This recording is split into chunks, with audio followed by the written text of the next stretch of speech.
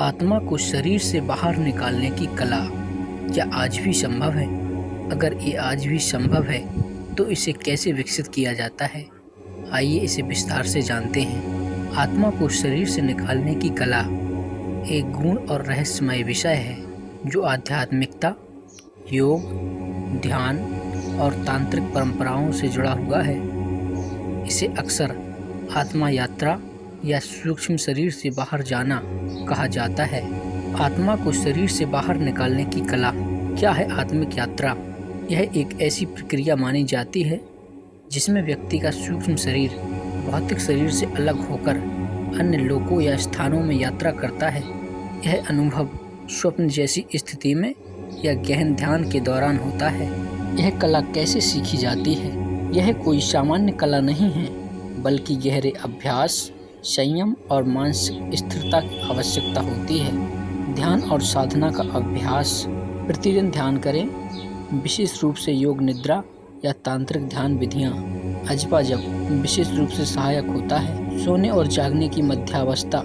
रात को सोते समय जब शरीर नींद में हो लेकिन मन जागरूक हो, उस अवस्था में आत्मिक यात्रा को साधा जा सकता है। कुछ विशेष तकनीकें हैं जो कि इस प्रकार है। रज्जु तकनीक।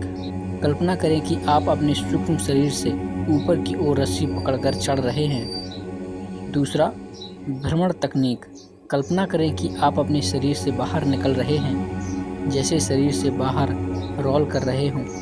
ये सारी प्रक्रिया करने से पहले हमें विशेष प्रकार की सावधानियां भी बरतनी चाहिए। बिना मार्गदर्शक या गुरु के गहरे प्रयोगों से बचें। मानसिक स्थिति स्थिर ना हो तो भ्रम या भय पैदा हो सकता है। यह अनुभव काल्पनिक भी हो सकता है, इसलिए विवेक बनाए रखें।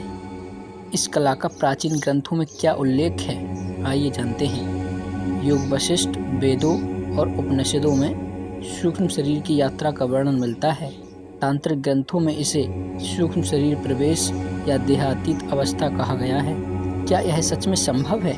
आधुनिक विज्ञान इसे मानसिक या न्यूरोलॉजिकल अनुभव मानता है, लेकिन अनेक साधक और योगी इसे एक यथार्थ अनुभव मानते हैं। यह आपकी आस्था, अभ्यास और अनुभव पर निर्भर करता है। इस सारे वृत्तांत का निष्कर्ष यह कोई साधारण प्रक्रिया नहीं है, बल्कि यह गहन साधना और आत्मनियंत्रण का परिणाम है।